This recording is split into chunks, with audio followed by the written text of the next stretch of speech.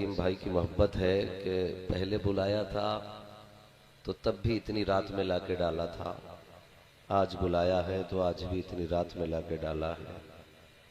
खैर कोई परवाह मुझे इस बात की नहीं है, मेरा काम बात करना है।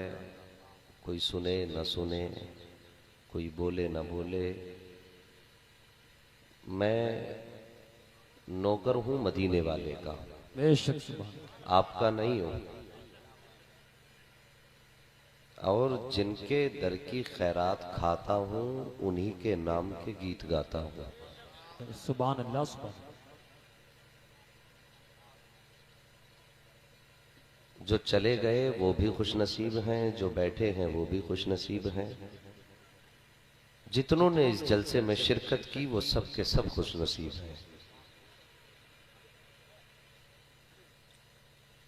मेरी समझ में ये नहीं आ रहा मैं कहां से शुरू करूं, क्या शुरू करूं।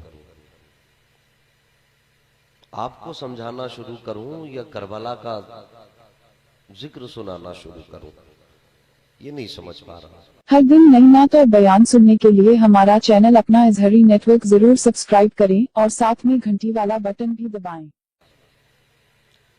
बहरहाल भाई बोलो सुभान अल्लाह।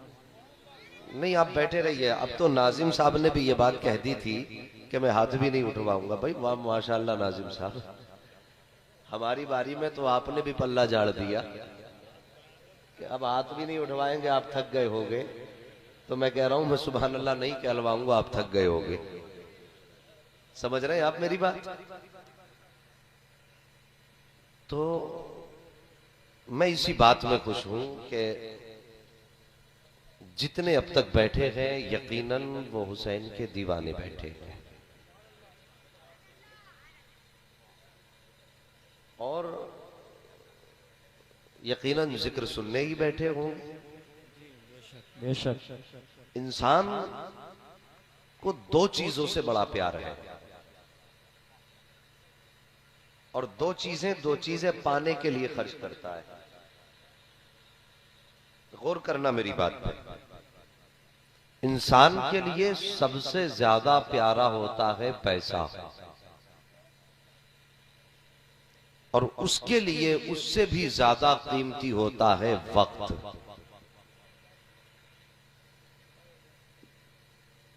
आदमी वक्त देता है ताकि पैसा कमा सके, पैसा खर्च करता है ताकि वक्त बचा सके। ये दोनों चीजें हैं ना। वक्त देता है ताकि पैसा कमा सके और पैसा खर्च करता है ताकि वक्त बचा सके। लेकिन दुनिया हैरत में है कि ये मुसलमान है कैसा और इसको हुसैन से प्यार कितना है। पूरी दुनिया वक्त खर्च करती है पैसा कमाने के लिए और पैसा खर्च करती है वक्त बचाने के लिए, मगर ये अजीब सुन्नी है कि वक्त भी हुसैन के लिए लुटा रहे हैं, पैसा भी हुसैन के लिए लुटा रहे हैं। सुभान अल्लाह सुभान अल्लाह। हमारा वक्त भी हुसैन के नाम, हमारा पैसा भी हुसैन के नाम। और क्यों ना हो, इसलिए कि हमारा अपना मानना है कि हमारे खानदान का मालिक भी हुसैन है, हमारी जान का मालिक भी हुसैन। वही जिंदाबाद जिंदाबाद। सुभान अल्लाह सुभान अल्लाह। पीछे वालों को अच्छी लग रही है बातें, कोई वाबड़ा तो नहीं बैठा पीछे? अरे नहीं बैठे हो तो जरा सुन्नियों की तरह मुंह बना के बैठो। ऐसे क्यों बैठे हो जैसे किसी मैयत में आके बैठे हो? वही जिंदाबाद सुभान अल्लाह सुभान अल्लाह। इधर वाले बड़े अच्छे लोग हैं, इतने अच्छे लोग हैं माशाल्लाह। इधर वालों ने तो कुर्सी ऐसे पकड़ ली है कि इधर बैठो, जैसी जरूरत पड़ेगी फौरन निकल लेंगे। आपको कोई नहीं रोकने वाला भाई, आप सामने वालों को नहीं रोक पाएंगे, हम तो आपको कैसे रोकेंगे। देखो अगर अल्लाह तौफीक दे और समझ में आ जाए थोड़ी सी, तो आप जरा यहां आ जाओ ताकि हमें ज्यादा घूमना ना पड़े। निकाह में इतनी भीड़ लगा लेते हैं कि इमाम की टोपी गिरा देते हैं। छुआरों के लिए नहीं चाहिए, हमारा भी आ रहा है। तायाउन के एतबार से खुश होते रहते हैं, हम भी दूल्हा बनेंगे। ये रास्ते सारे बंद कर दो ताकि कोई जाने ना पाए। माशाअल्लाह, बंद करो बेटे, बंद करो इसको। हाँ सही किया। आप कुर्सी बाद में उठा लेना, एक अपने हिस्से की लेके आ जाओ। मिलेगी जन्नत, पिएगा कौसर। मैं फिर जिक्र वहीं से शुरू करता हूं जहां से करना चाहिए, और बस अब आपका साथ चाहिए, ठीक है भाई? जरा चादर से मुंह बाहर निकाल लो, बड़े अच्छे लगेंगे। अगर मैंने ढाटा लगा लिया तो मिलेगी जन्नत। कमेटी वाले सब लोग हैं या कुछ सो गए? माशाल्लाह, जरा आप इधर हमारे पास चलिए, वहां बैठे रहिए। वो एक भाई साहब है। अच्छा माशाल्लाह, मैं ये फीते देख रहा हूं ना गले में, तो कोई ये ना समझे कि साहब आइडेंटिटी कार्ड पड़ा है इनका। आइडेंटिटी कार्ड नहीं, ये हुसैन की गुलामी का पट्टा पड़ा है। हुसैन की गुलामी का पट्टा पड़ा है। आज दुनिया कहती है यार जिक्र हुसैन से मिलता क्या है? तुम्हें क्या मालूम क्या मिलता है जिक्र हुसैन से? जो कुछ मिलता है वो मिलता तो दरे हुसैन ही से है। सुभान अल्लाह, सुभान अल्लाह। किस दर से मिलता? और जितना मिलता है, जो भी मिलता है दरे, आप भी बोलो दरे, बीच वाले भी बोलो दरे। माशाअल्लाह, जितनों का अकीदा है कि उसी चौखट से मिलता है, वो सारे लोग जरा इश्क के साथ कह दें या हुसैन। सुभान अल्लाह। मुहर्रम का मतलब ये नहीं होता है कि जैसी चांद निकला ढोल लटकाए गले में रास्ते में आ गए, ताशे डाले गले में रास्ते में आ गए। नहीं, ये मोहब्बत हुसैन का मतलब ये नहीं है। मोहब्बत हुसैन का मतलब ये है जैसी मुहर्रम का चांद नजर आए, कुरान पढ़ते हो या ना पढ़ते हो, कुरान लेके मस्जिदों में आ जाया करो। कुरान लेकर के मस्जिदों को आबाद कर दिया करो और बैठ कर के मस्जिद में कुरान की तिलावत किया करो। जब तुम्हें वक्त मिले कुरान पढ़ा करो, जब तुम्हें वक्त मिले मस्जिदों को आबाद कर लिया करो, ताकि करबला वाला हुसैन भी देख ले कि जिस मैं करबला में रखा था, आज भी इस बस्ती में मेरा कुरान पढ़ा जा रहा है। जिस कुरान को नेज़े पे पढ़ के सुनाया गया था, आज वो इस बस्ती के नौजवान कुरान पढ़ के सुना रहे हैं। अल्लाह की इज्जत की कसम खा के कहता हूँ, जब तुम ऐसे हुसैनी बन जाओगे, ऐसे हुसैनी बन जाओगे, तब यहाँ भी कहते हो और कयामत में भी फख्र से कहोगे तुझसे और जन्नत से क्या मतलब, वहां भी दूर हो। अरे हम रसूलुल्लाह के जन्नत रसूलुल्लाह। वही नारे तकबीर, नारे रिसालत, मसलके आला हजरत अल्लामा मुफ्ती हम्माद रजा साहब किबला, नारे तकबीर, वही जिंदाबाद जिंदाबाद। मैं आपको बता दूं फायदा क्या मिलता है। वक्त बहुत कम है, मुझे मालूम है इस वक्त तो परिंदे भी सो जाते हैं, मगर आप पे इश्क हुसैन का एक ऐसा रंग है, कभी आंख में आंसू नहीं आया, अभी आंख में नींद नहीं आई है। मैं पूछना चाहता हूँ उन लोगों से जो जिक्र हुसैन से दूर जाने की बात करते हैं, अरे तू क्या जाने जिक्र हुसैन क्या है? आप तुझे बताता चलूं, तैयब नामी एक बादशाह हुआ है, यमन के बादशाह का एक बेटा पैदा हुआ जिसका नाम तैयब था, और जिसका नाम तैयब था, बाप के इंतकाल के बाद ये नौजवान बैठा कुर्सी पर और उसने सबसे पहला फरमान जारी किया, पुराने सिपाही सारे हटा दो, नए जवान भर्ती करो। कहा किस लिए? कहा बूढ़े काम नहीं आते हैं, जवान ज्यादा काम आया करते हैं। उसने पुरानी फौज खत्म की, नई भर्ती बात कराई और फिर कहने लगा कि जब भर्ती मुकम्मल हो जाए, हर फौजी के हाथ में तलवार दे देना, हर फौजी को घोड़े पर सवार कर देना। वजीर ने पूछा बादशाह मामला क्या है? कहा अपने फौज को देखना चाहता हूँ। हुआ यही किया, यही गया, फौज तैयार की गई, घोड़ों पर सवार कर दी गई, हाथ में सबके तलवारें थी। इतने में खादिम ने जाके कहा था ए बादशाह चल के फौज का नजारा कर ले। तैयब बाहर निकला, महल की चौखट पे आया, दरवाजे के बाहर जब उसने फौजियों की लाइन देखी, देखता रहा देखता रहा देखता रहा देखता रहा। देखते देखते कुछ ख्याल आया, आंखों में आंसू आए, जमीन पे बैठा, बैठ करके जमीन पे गिरा, बेहोश हो गया। जब होश आया, वजीर वजीर ने पूछा बादशाह जान की माफी हो तो मैं पूछना चाहता हूँ। कहा पूछ, क्या पूछना चाहता है? कहा इतना तो बता दे, तू भी बहादुर है, तेरा बाप भी बहादुर था, तेरा दादा भी बहादुर था, लेकिन इतना तो बता अपनी फौज देख के क्यों घबरा गया? आखिर घबराने की वजह क्या थी? तैयब ने कहा था मैं अपनी फौज देख के घबराया नहीं। कहा फिर बेहोश क्यों हो गए? तब उसने कहा बेहोश होने की वजह यह है कि जब मैंने फौज के हाथ में तलवार देखी तो मुझे इनकी ताकत पे नाज नहीं हुआ, अगर मुझे याद आया तो करबला का असगर याद आ गया। वही सुभान अल्लाह सुभान अल्लाह। करबला का असगर याद आया। कहा बादशाह क्या याद आया? बादशाह कहता है मुझे याद आया काश मैं उस वक्त होता जब नहरे फुरात के किनारे हुसैन का असगर प्यासा था। काश मैं उस वक्त होता जब अकबर की जबान सूख चुकी थी। काश मैं उस वक्त होता जब सकीना के हाथ में पानी का प्याला था। अगर उस वक्त होता तो एक एक फौजी हुसैन के कदमों पे कुर्बान कर देता। अब इस फौज का क्या करूं? का असगर के तसव्वुर ने मुझको रुला दिया, उसके दर्द ने मुझे बेहोश कर दिया। वक्त गुजरा, 7-8 साल गुजरे, एक रिवायत में है 11 साल गुजरे। 11 साल के बाद इसका इंतकाल हुआ। फिर इसके किसी रियाया के किसी शख्स ने इसे ख्वाब में देखा कि ये जन्नत की बहारों में टहल रहा है। कहा बादशाह ये तो बता दे, बादशाहों के हिसाब बड़ी मुश्किल से हुआ करते हैं, इतना तो बता दे तुझे इतनी आसानी से जन्नत कैसे मिल गई? कौन सा अमल करके गया है? बादशाह ने कहा ये न पूछ अमल क्या करके आया हूँ, जन्नत तो बड़ी आसानी से मिल गई। कहा कैसे मिली? तवज्जो है आप लोगों की। कहा कैसे मिली? कहा बताऊं कैसे मिली? कहा क्या?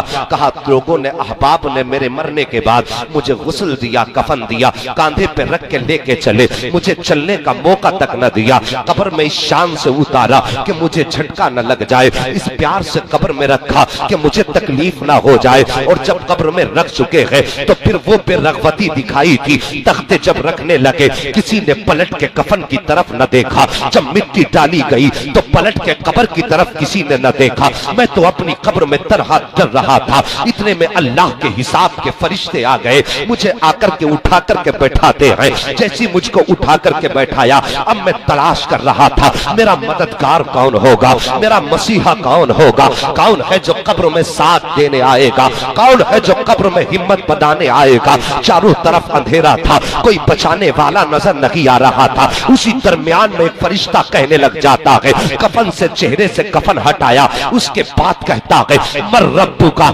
जैसी फरिश्ते ने इतना कहा था, अभी मेरी आंखों के आगे अंधेरा था, अचानक मेरी कब्र में रोशनी फैल जाती है। जब रोशनी फैली मैंने देखा कोई जवान आया, चेहरे पे नकाब पड़ा है, सवारी पर सवार होकर के मेरी कब्र में आया। आने के बाद फरिश्तों की कलाई थाम के कहा, ए फरिश्तों इससे न पूछो, जो पूछना है मुझसे पूछो, जो सवाल करना है मुझसे करो। फरिश्ते कहते हैं ए आने वाले जरा ये तो बता दे, जब हिसाब इसका होना है तो सवाल तुझसे क्यों किया जाए? अल्लाह ने इसके लिए भेजा है तो तुझसे क्यों पूछा जाए? वो कहता है, उस आने वाले ने कलाई हिला के कहा, फरिश्तों पहचानते नहीं हो मैं कौन हूँ? फरिश्तों ने इतना कहा था, हमें इतना तो नहीं मालूम कि तू कौन है। कहा बताऊं तुम्हें कौन हूँ? कहा जैसी आने वाले ने इतना कहा था, फरिश्तों की निगाहें आने वाले के चेहरे पे जम गई। मैंने भी नजरें उठाई, सोचने लग गया मालिक इस कब्र में भाई छोड़ के चला गया,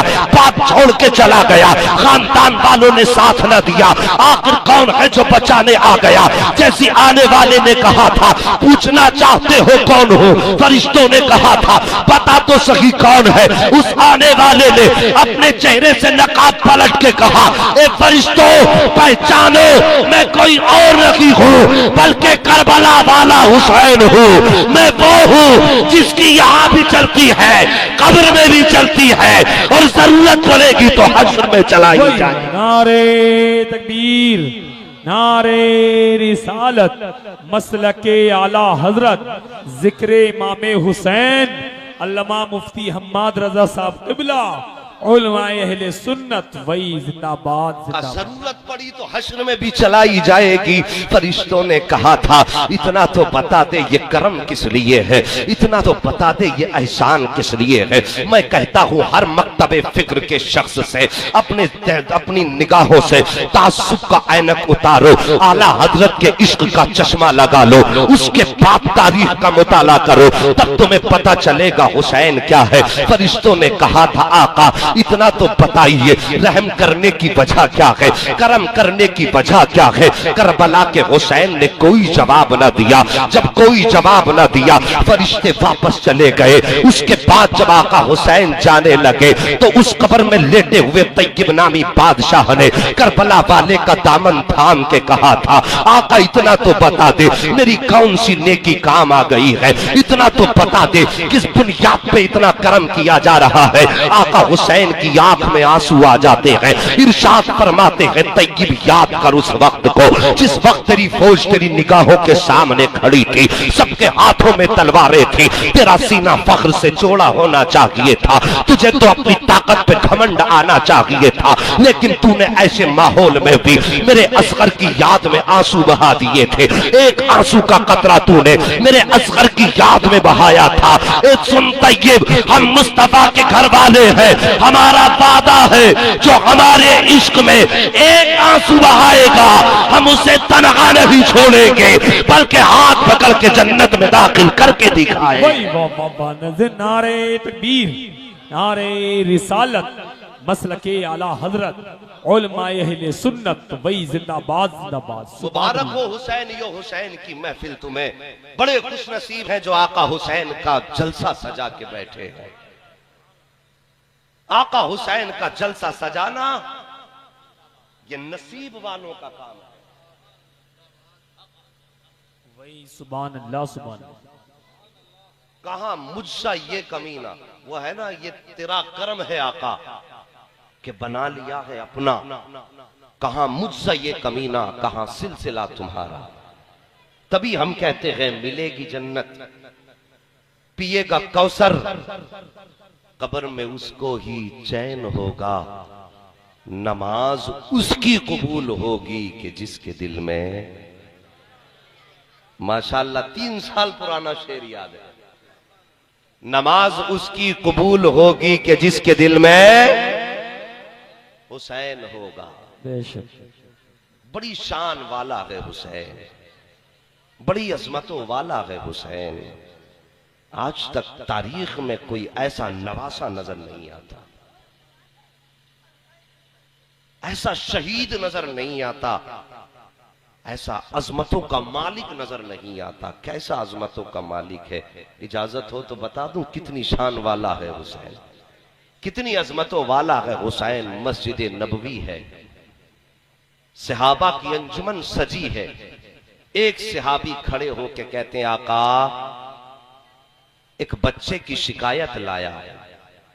तवज्जो करना मेरी तरफ। आका एक बच्चे की शिकायत लाया हूं। आका ने फरमाया बताओ शिकायत क्या है। कहा आपकी गोद में आपका नवासा बैठा है। कहा हाँ बैठा है, इसका नाम हुसैन है। मेरे आका ने फरमाया हाँ। कहा सरकार मदीने में एक ऐसा बच्चा भी है कि जब आपका नवासा मदीने की गलियों में चलता है तो वो बच्चा हुसैन के पीछे चलता है और पीछे चल के निशाने कदम जहां बनते हैं वहां की मिट्टी उठाता है, उठा के चूमता है, चूम के आंखों से लगाता है, आंखों से लगाने के बाद सर पे डालता है। कहा सरकार वो बच्चा इस तरह की हरकत करता है। आका ने फरमाया नाम क्या है उस बच्चे का। सहाबी अर्ज करते आका उस बच्चे का नाम हबीब इब्ने मुजाहिर है। आका ने फरमाया बुलाओ उस बच्चे को। जैसी सरकार के सहाबी उस बच्चे को बुलाने के लिए गए, वो अजमतों वाला आका का सहाबी हुसैन का शहीदा नौकर दस्तरखान पर बैठ के खाना खा रहा था। जैसी दरवाजे पे दस्तक हुई, अंदर से माँ ने कहा कौन है। कहा कि आपके बेटे को सरकार ने बुलाया है। कहा किस लिए बुलाया है। कहा आपके बेटे की शिकायत की गई है। जैसी इतनी बात बच्चे के कानों तक आई है, बच्चे की आंख में आंसू आ जाते हैं, हाथ का लुकमा छूट जाता है। सोचता है आज तक आका की बारगाह में जब जाते थे तो दर्द की दवा लेने जाया करते थे, जब जाते थे तो गम के दास्तान सुनाने जाया करते थे, जब जाते थे किसी किसी की तकलीफ की दास्तान बताने जाते थे। आज मालिक होगा क्या, आज उस महबूब की बारगाह में मुजरिम बना के बुलाया जा रहा हो। बच्चा सोचता जा रहा है, रोता जा रहा है, सोचता जा रहा है, रोता जा रहा है। कहा जल्दी चलो। बच्चे ने लुकमा छोड़ दिया, नंगे पैर दौड़े। बुलाने वाला पीछे जा रहा है और जाने वाला आगे जा रहा है। बुलाने वाले ने कहा था जरा सब्र से चल बच्चे, तेरी शिकायत की गई है, इतनी जल्दी क्यों कर रहा है? मुजरिम के तो कदम उठते तक नहीं है, तेरी रफ्तार में तेजी कहां से आ गई? बच्चे ने रो के कहा था मुजरिम चाहे किसी का भी हो लेकिन आशिक मदीने वाले का हो। आका ने बुलाया है, कहीं ताखीर ना हो जाए, सजाए मौत भी मिलेगी तो मुस्कुरा के कबूल कर लूंगा। अब्दुल्लाह के बेटे ने बुलाया है, ये कह के बच्चे ने दौड़ लगाई, दौड़ करके मस्जिद नबी की चौखट पे आ गया। जैसी मस्जिद नबी के दरवाजे पे आया, सरकार ने फरमाया यही है वो बच्चा। सहाबा ने पलट के देखा हबीब इब्ने मज़ाहिर की तरफ कि हाँ सरकार यही वो बच्चा है। आका ने इशारा फरमाया, बच्चा बड़े नन्हे कदमों से गर्दन झुका के ऐसे आया जैसे एक मुजरिम किसी आका की बारगाह में आया करता है। जब गर्दन झुका के बच्चा आया, आका करीम इरशाद फरमाते हैं ए बेटे तुम्हारी शिकायत की गई है। बच्चा रो के अर्ज करता है आका मेरी जान के मालिक भी आप हैं, मेरे खानदान के मालिक भी आप हैं। आका गुलामों से पूछा नहीं करते हैं, जो सजा हो फैसला फरमाइए, मुस्कुरा के कबूल कर लूंगा। मेरे नबी फरमाते हैं जरा जुर्म तो सुन ले। बच्चे ने कहा था आका आपसे सुनने की जरूरत क्या है, आपका फैसला सिर्फ आपका फैसला नहीं होता है बल्कि आपकी शान का आलम तो यह है वमा यंतिकु अनिल हवा इन हुवा इल्ला वहयुन यूहा। ए मुस्तफा कभी अपनी मर्जी से आप बोला ही नहीं करते हो, जब भी बोलते हो जबान आपकी होती है, फरमान खुदा का हुआ करता। सुभान अल्लाह वही जिंदाबाद जिंदाबाद। बेशक ये बात सुनना चाहते हैं, मचल के कह दो ना या हुसैन। सुभान अल्लाह, फिर से जाग गए। क्या आका फरमाइए हुक्म क्या है? आका करीम की बारगाह में हबीब इब्ने मज़ाहिर मुजरिम बन के खड़े हैं। आका ने अपने चहीते नवासे आका हुसैन को खड़ा किया। सरकार की करवट में 6 साल का हुसैन खड़ा है और सामने 14 साल का हबीब इब्ने मज़ाहिर आज मुजरिम बन के खड़ा है। आका फरमाते हबीब इब्ने मज़ाहिर क्या जी आका का इसको पहचानते हो? कहा हाँ सरकार पहचानता हो। का ये हुसैन है? कहा आका हाँ हुसैन है। का और क्या जानते हो? का सरकार ये आपका नवासा है। कहा हाँ ये मेरा नवासा है। अली का शहजादा है? कहा हाँ अली का शहजादा है। फातिमा के जिगर का टुकड़ा है? हाँ फातिमा के जिगर का टुकड़ा है। कहा हबीब इतना और बता दो, जब हुसैन चलते हैं तो तुम पीछे पीछे चलते हो? हबीब इब्ने मज़ाहिर ने कहा हाँ आका मैं पीछे पीछे चलता हूँ। कहा इनके निशाने कदम भी बनते हैं? कहा हाँ सरकार निशाने कदम बनते हैं। कहा फिर खाक उठाते हो? हाँ सरकार खाक भी उठाता हो। कहा तुम चूम लिया करते हो? कहा हाँ सरकार चूम लिया करता हो। क्या आंखों से भी लगाते हो? हाँ सरकार आंखों से भी लगाता हो। आका फरमाते हैं क्या सर पे भी डालते हो? हाँ सरकार मैं सर पे भी डालता हूँ। कहा बस यही तेरा जुर्म है। आका फरमाते हैं हबीब इतना बता दे तू ऐसा किस लिए करता है? तो नौजवानों जवाब सुनो। बच्चे ने कहा था ए आका पूरा मदीना हुसैन से प्यार करता है लेकिन हबीब इब्ने मज़ाहिर हुसैन से प्यार नहीं करता बल्कि तेरे हुसैन से इश्क किया करता है। और मैंने आपको फरमाते सुना है जो हुसैन से इश्क करेगा तो यहाँ भी कामयाब हो जाएगा वहां भी कामयाब। वाह नारे तकबीर, नारे रिसालत, मसलके आला हजरत, जिक्र इमाम हुसैन, जिक्र शुदाए करबला, अल्लामा मुफ्ती हम्माद रजा साहब किबला भाई जिंदाबाद जिंदाबाद। सुभान अल्लाह सुभान अल्लाह। आका ने फरमाया सजा दे, आका ने फरमाया सजा दे। तवज्जो है ना, बात याद है ना? का सजा दे? कहा हाँ जी दे दीजिए, इश्क हुसैन की सजा सुन लो। वो भी सुन ले जो जलते हैं और वो भी सुन ले जो हुसैन के नाम पे मचलते हैं। जिक्र हुसैन और इश्क हुसैन की सजा क्या है? मुस्तफा जाने रहमत फरमाते हबीब सजा दे दो जी आका सजा दीजिए।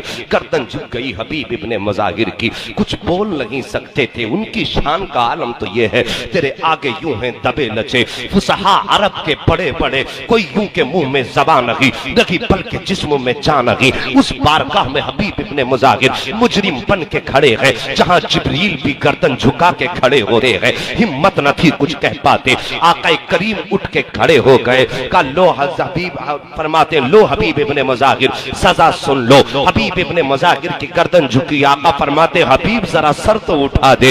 हबीब इब्ने मुजाहिर ने सर उठाया है और जैसी सर उठाया है मुस्तफा ने बाजू फैला दिए। आका करीम ने बाजू फैलाए, फरमाया आओ हबीब इब्ने मुजाहिर, तू मेरे हुसैन के कदमों की खाक सर पे रखता है तो सुन, मैं वो पैगंबर हूं जिसके तलवों को चूमने के लिए अर्श कहता है ए अल्लाह अपने मुस्तफा के तलवों को बोसा दिला दे।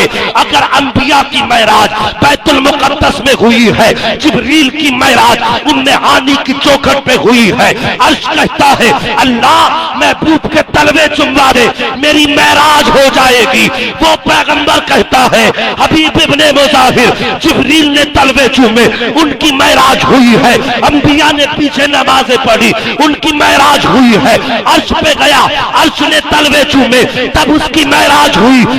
तेरी महराज ये है कि तू हुसैन के तलवे चूमता है तो सुन, आके मोहम्मद के सीने से लग जा, मोहम्मद के कलेजे से लग जा। आका ने सीने से लगाया और लगाने के बाद हाथ उठा के कहते हैं ए अल्लाह गवाह हो जा, ये हुसैन से प्यार करता है, मैं इससे प्यार करता हूँ और कयामत तक तू भी मेरे हबीब से प्यार फरमाता रहे। वही वही नारे तकबीर, नारे रिसालत, जिक्र शुदाई करबला, उलमाए अहले सुन्नत, वही जिंदाबाद जिंदाबाद। सुभान अल्लाह सुभान अल्लाह मेरे हबीब से तू भी प्यार फरमा ले। हबीब इब्ने मुजाहिर की जज़ाकल्लाह, हबीब इब्ने मुजाहिर की पेशानी मुस्तफा ने चूमी। कितनी किस्मत वाला था वो बच्चा। मैं कहता हूं सामने तो अबू बकर भी बैठे थे, सामने तो उमर भी बैठे थे, सामने तो उस्मान गनी भी बैठे थे, सामने तो हुसैन के बाबा मौला अली भी बैठे थे, लेकिन इस पूरी मजलिस में जिसे सीने से लगाया वो हुसैन के नौकर की जात है। हुसैन के नौकर को मुस्तफा ने सीने से लगाया। मेरे हुसैन से प्यार करता, मेरे सीने से लग जा। आका फरमाते कितना प्यार करते हो हुसैन से? हबीब इब्ने मुजाहिर कहते हैं आका अपनी जान से ज्यादा प्यार करता हूं। मुस्तफा ने हाथ पकड़ा हबीब इब्ने मुजाहिर का और उधर से अपने शहजादे हुसैन का, अपने शहजादे का हाथ पकड़ के हुसैन के हाथ में रख के कहा अल्लाह मैंने इन दोनों को मिला दिया है, कयामत तक ये एक दूसरे से जुदा नहीं होने चाहिए। आका ने दुआ फरमाई थी अल्लाह मैंने इन्हें मिला दिया है, इन्हें जुदा न करना। पढ़िए जरा तारीख आगे बढ़ के, जब मेरे हुसैन की उम्र पहुंची शहादत के लिए, हुसैन मदीना छोड़ने लगे। इजाजत और रुखसती बयान कर ले मदीने से। हुसैन मदीना छोड़ने लगे। हुसैन को मजबूर किया गया था। लोगों बड़ा एहसान है हुसैन का। मैं कहता हूं कैसे सो जाते हो आप हुसैन की मजलिस छोड़ के? तुम्हें नींद कैसे आ जाती है? पता क्यों आती है तुम्हें नींद? अगर तुमने 6 माह का बेटा दीन के लिए दिया होता कयामत तक नींद नहीं आती। अगर तुमने अपनी 4.25 साल की बेटी के लबों पे प्यास देखी होती ना, जो हुसैन ने सकीना के होठ पे देखी थी, वो तुम्हें कभी जिंदगी तक सोने नहीं देती। अलमिया तो यही है कि हमने उनके दर्द को दर्द न जाना, उनके एहसास को एहसास न जाना। मैं पूछना चाहता हूं कितने लोग ऐसे हैं जो हज करके आए होंगे? कितने लोगों ने मदीना देखा है? कोई हज करने वाले इस मजमे में? जो हाजी है वो हाथ उठा के इशारा करके बता दें। माशाअल्लाह सुभान अल्लाह। बस हाजी साहब अल्लाह आपके सदक़े में हम सबको मदीना दिखा दे। मैं एक बात आपसे पूछना चाहता हूं, कभी तन्हाई में हाजी साहब से पूछना इस बात को कि हाजी 40 दिन के लिए जाता है हज के लिए, 8 दिन के लिए जाता मुस्तफा के मदीने। कितने दिन के लिए जाता है?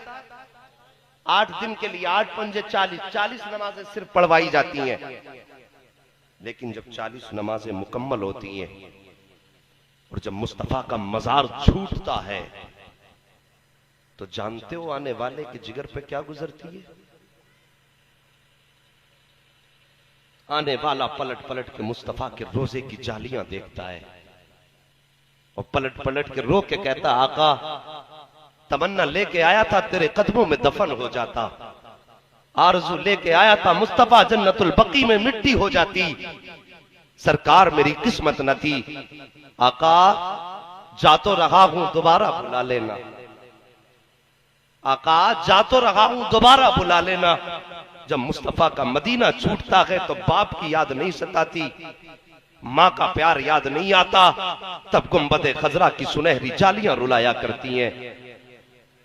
मैं पूछना चाहता हूं, आपने 8 दिन मुस्तफा के शहर में गुजारे हैं और इश्क आपको रोने पे मजबूर करता है। फिर जरा सोच, मेरे हुसैन का तो बचपन मदीने में गुजरा था, जवानी मदीने में गुजरी थी, हर याद हुसैन की मदीने से वाबस्ता थी। जब हुसैन ने मदीना छोड़ने का इरादा किया होगा तो हुसैन के जिगर पे क्या गुजरी होगी? कोई सोच सकता है इस दर्द को? बहुत आसान है ये कह देना हुसैन ने घर लुटाया, बहुत मुश्किल है ये सुन पाना कैसे लुटाया। जिन्होंने करबला में देखा है कटते हुए खानदान को, उनमें हिम्मत न थी जो बाद में बता देते।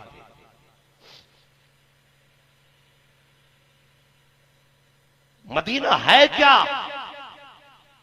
कसम खुदा की, मोमिन की जान मदीना है। आशिक की जिंदगी का आखिरी ख्वाब मदीना है। बंदा कहता है अल्लाह जिंदगी कहीं भी दे, मौत मदीने में दे देना।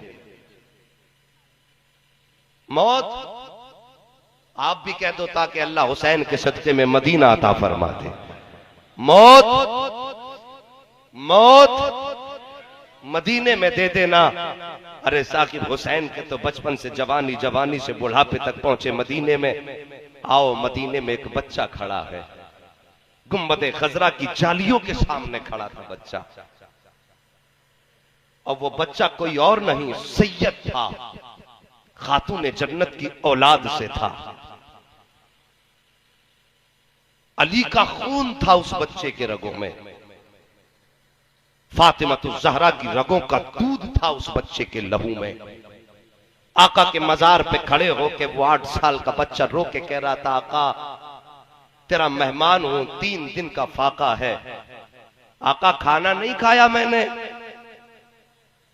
खाना नहीं खाया आका, मेहमानों के साथ ये सुलूक नहीं किया जाता। इतने में एक आलिम साहब, बहुत बड़े आलिम पाकिस्तान के थे, अब बहुत बड़े अमीर भी थे, उनका मदीने में लंगर चल रहा था। बच्चे के कांधे पे हाथ रख के कहा, बेटे उदास ना हो, मुस्तफा ने मुझे भेज दिया। सुभान अल्लाह, सुभान। बोलो ना यार, बोलो ना सुभान अल्लाह। कि बेटे उदास ना हो, मुस्तफा ने मुझे भेज दिया है। इतना कहा, बच्चे की कलाई पकड़ी, वहां लेकर के आए जहां लंगर चल रहा था। बच्चे के आगे दस्तरखान बिछा दिया गया। बच्चा हाथ धो करके बैठा, खाने का इंतजार करने लगा। इतने में मौलाना कहने लगे, बेटा तुम 3 दिन के फाके से हो? बच्चे ने कहा, हाँ 3 दिन का फाका है। कहा, बेटा ऐसा करो, जल्दी खाना खाना और अपने घर चले जाना। बच्चा मौलाना का चेहरा देखने लगा। कहा, मौलाना किस लिए? बच्चे ने जैसे इतना कहा, आलिम साहब कहने लगे, बेटे तुम्हारी माँ घर पे तुम्हारा रास्ता तकती होगी, तुम्हारा भाई तुम्हारा इंतजार करता होगा। बच्चे की आंख में आंसू आए। बच्चा रो के कहता है, मौलाना माए उनकी रास्ता तकती हैं जिनके सर पे माँ की ममता का आंचल होता है, रास्ते उनके देखे जाते हैं जिनके सर पे बाप की शफकतों का बादल हुआ करता है। बहनें उनकी याद करती है जिनके हाथ में बहनों के प्यार के बंधन होते हैं। मौलाना मैं क्या बताऊं आपको, मेरे सर पे बाप बाप का साया भी नहीं है, माँ की ममता का आंचल भी नहीं है, भाई की मोहब्बतें भी नहीं है, बहन का प्यार भी नहीं है। मैं कहाँ जाऊंगा? कहा बेटा खाना खा लो। बच्चा खाना खाने लग गया।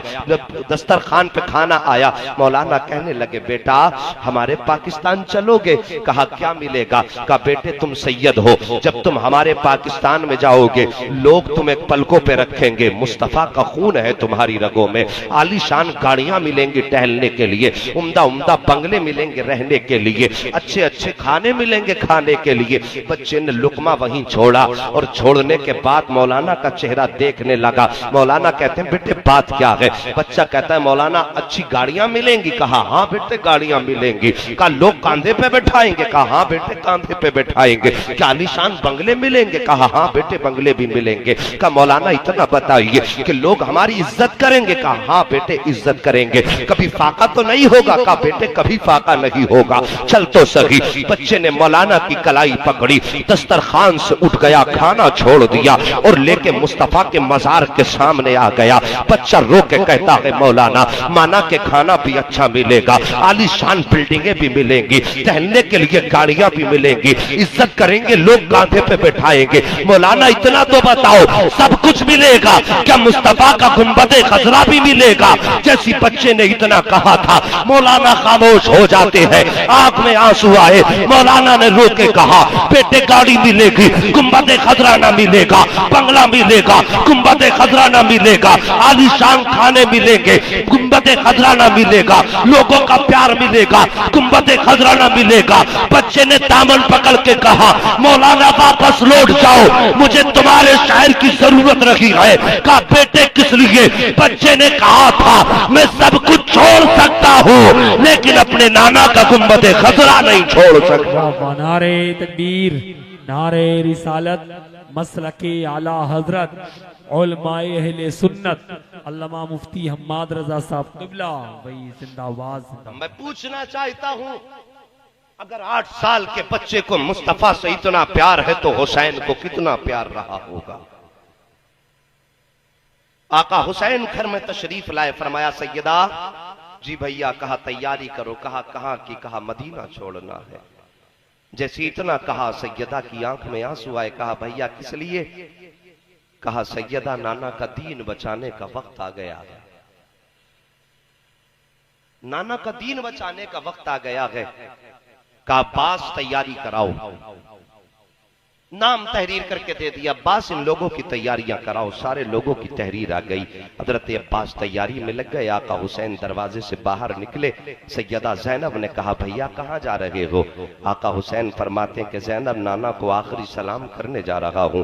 जैसे इतना सुना सैयदा ने आगे बढ़ के कलाई पकड़ ली। कहा भैया याद है जब बाबा अली के विसाल का वक्त आया था, उससे पहले सैयदा फातिमा के विसाल का वक्त आया था, मैं भी माँ के सरहाने बैठी थी, आप भी अम्मी के सरहाने थे, तो अम्मी ने कलाई पकड़ के कहा था कि ए जैनब ये हसन हुसैन है, कभी इनका साथ मत छोड़ देना।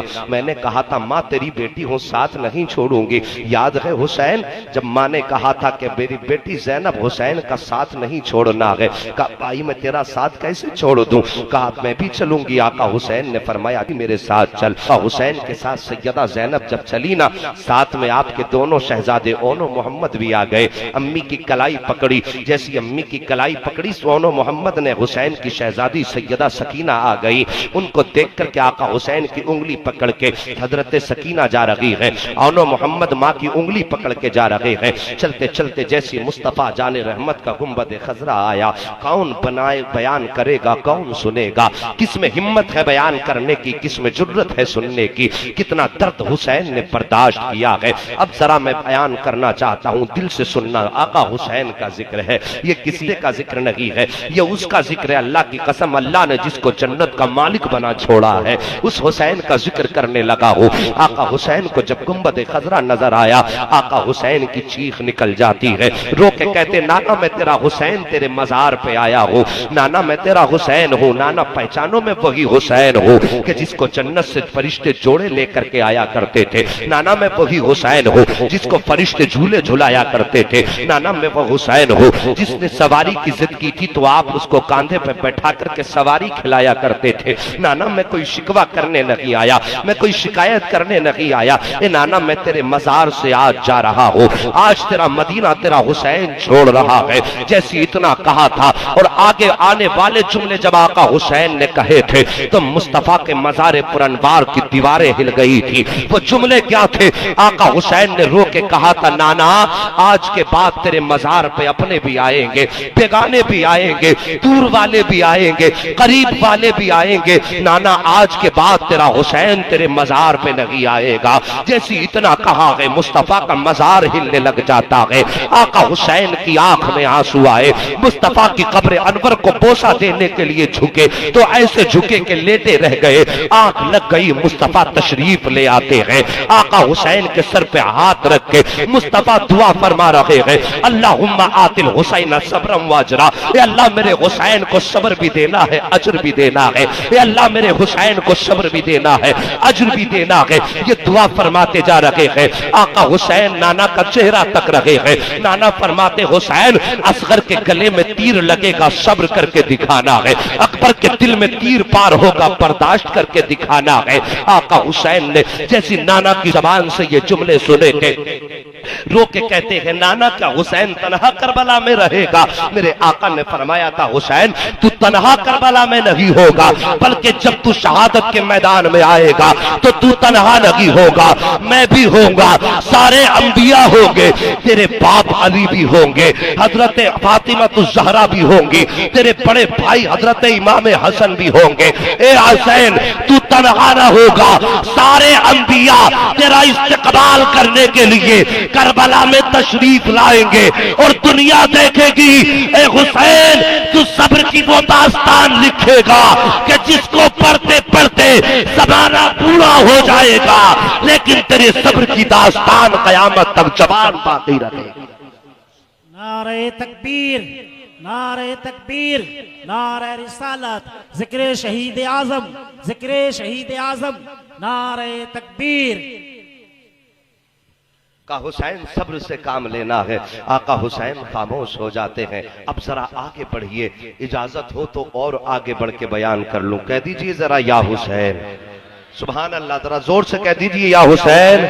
आका हुसैन वापस आए। बात बड़ी तफसील की है, लेकिन तफसील नहीं सिर्फ आपको मैं बताऊं, घर में जब तशरीफ लाए, गौर से सुनना बेटियों वालों, मुझे आपसे भी बात करनी है और बहनों वालों मुझे आपसे भी बात करनी है। आका हुसैन जब घर में तशरीफ लाए, जब आया रात का सन्नाटा, आखिरी पहर आया, सबकी तैयारियां मुकम्मल हो गई। जब सबकी तैयारियां मुकम्मल हो गई, आका हुसैन फरमाते हैं अब्बास सारे लोग तैयार हो गए? कहा जी आका सारे लोग तैयार हो चुके हैं। कहा सबकी तैयारियां मुकम्मल हो गई? कहा हाँ सबकी तैयारियां। जब सबकी तैयारियां हुई, उन्हीं तैयार होने वालों में हुसैन के घराने के बच्चे और जवान और बूढ़े सब शामिल थे, लेकिन हुसैन की एक 14 साल की बेटी, एक रिवायत के मुताबिक 18 साल की बेटी हजरत सुगरा जिनको कहा जाता है, उनकी तैयारी नहीं हुई। वो देख रही हैं, कभी अकबर का चेहरा देख रही हैं, कभी कासिम का चेहरा देख रही हैं, कभी अब्बास का चेहरा देख के कहती हैं भैया कोई मुझसे क्यों नहीं कहता तैयारी के लिए? सारे लोग तैयारियां कर चुके हैं, कोई सुगरा से नहीं कहता सुगरा तू भी तैयारी कर ले? अब्बा जी कोई मुझसे क्यों नहीं कहता तैयारी करने के लिए? सबकी जबानें खामोश हैं। हजरत सुगरा अपने भाई हजरत कासिम के पास आई। सबसे पहले अली अकबर की कलाई पकड़ के कहा अकबर इतना तो बता दे, मैं तो तेरी चहीती बहन हूँ, जरा ये तो बता तेरी सुगरा तेरे साथ नहीं जाएगी? हजरत कासिम की आंख में, हजरत अली अकबर की आंख में आंसू आए, खामोश हो गए। फिर कहीं जाके हजरत कासिम से कहा भाई मुझे लेके नहीं जाओगे? वो भी खामोश है। आखिर में टहलते टहलते हजरत अली असगर को गोद में लिया,